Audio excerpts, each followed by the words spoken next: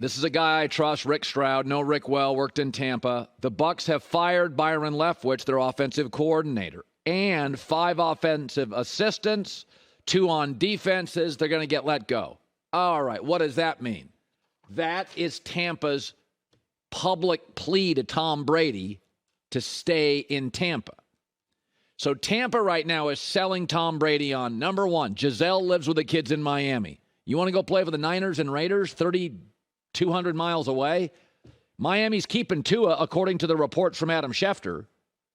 By the way, Ryan Jensen comes back at center. Tristan Wirfs, Shaq Mason. 3 of our 5 guys are Pro Bowlers on the O-line. We just had bad injuries. So I was told a week ago from somebody close to Brady that the lack of details on the coaching staff, the offensive coaching staff, drove Brady nuts. Too sloppy, too often. So now the Buccaneers go public, leak it. This is them saying, Tom, we hear you and we want you back. Remember this. The AFC now is so deep at quarterback. It's Mahomes, it's Burrow, it's Lamar. Deshaun Watson's going to be back. Josh Allen. Does Brady really want to go over to the Raiders? Herbert. There's Tampa now is selling Tom on we have a lot to offer. We'll clean up the coaching mess. For the record, in 23 years in the league, it is the first time an offensive coordinator of Tom Brady has been fired. So this is sort of 23 years. This is a first. This is a drastic measure. Brady's also 46 years old. The division is awful. It's virtually guaranteed to be a home field playoff game with a chance, if you play well, to get a bye. So there's no guarantees in the AFC.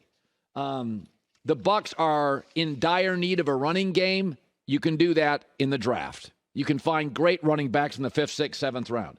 So what Brady basically is now, he's the oldest kid at summer camp, and he just needs some new counselors, people who know how to set up the archery range and know where the kayak paddles are.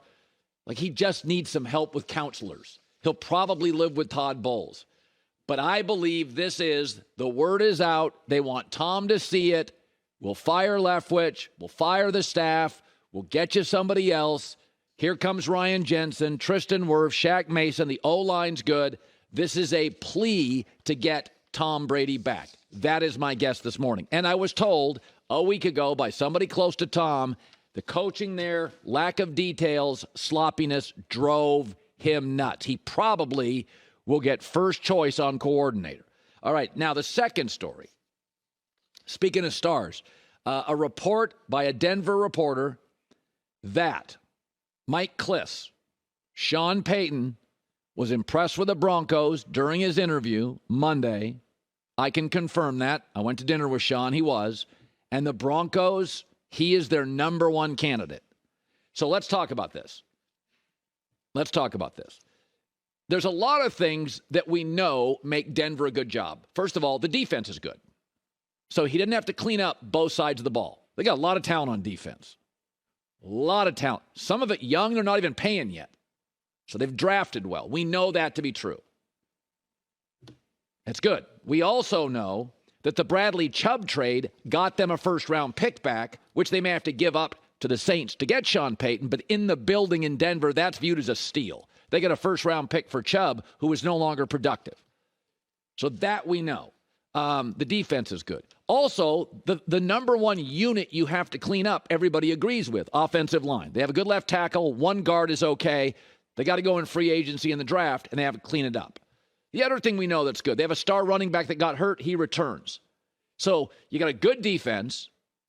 You have a very clear area you have to clean up. The Chargers cleaned up their O-line in 1 year. Free agency and draft, you can clean it up. They have a star running back that returns and excellent weapons on the outside. There's a lot of good to this job. Here's one of the things that isn't being talked about. So Sean Payton came to Fox to do television, and he really likes it, and he's really good at it. Have you ever noticed this with Fox? I'll just use Fox as an example. Look at the people at Fox doing the NFL. Michael Strahan, where did he play? New York Giants, blue blood. Terry Bradshaw, Pittsburgh Steelers. Jimmy Johnson coached the Dallas Cowboys. When Troy Aikman was here, Dallas Cowboys. You don't want to go coach in Carolina and disappear, right? You want to stay prominent. The Denver Broncos, I don't think people out east quite get this. It's a huge brand. After the 49ers, the most popular NFL team, Denver West, is the Broncos. And if you coach the Broncos, you got Patrick Mahomes television games, Sunday Night Football, CBS primetime, Fox, Thursday Night Football. You get 2 games with Mahomes a year and 2 games with Herbert. And the Raiders still have, despite their lack of success, a very strong brand domestically. A very strong brand, especially Midwest, West. And so Payton's not going to disappear. He's going to be in big games. They have a clear issue that everybody agrees with, O-line. They have an excellent defense, and they have accumulated a first-round pick they'll give back to New Orleans to get Sean. So anytime you take over a business, they've got problems. They've got a clear issue, O-line. Now let's get to the Russell Wilson piece, and this is substantial, is that, and I talked to Sean about this, and some of this I'll convey, some I won't. But the reality with Russell Wilson, most people understand the problem with Russell right now. He's too isolated. He's got this chiropractor and this throwing coach and his own office. And though it doesn't bother me, there is a sense, and it's well reported and well documented now, that Russell's a little isolated from a lot of the young players, young receivers on the team. And they're going to get younger because they're going to have to pay some of these defensive guys in Denver, right? They're good. They're going to have to pay them. So the defense over the next 4 years is going to be expensive and older. They're going to fix the offense by drafting it. So this is going to be a very young offense.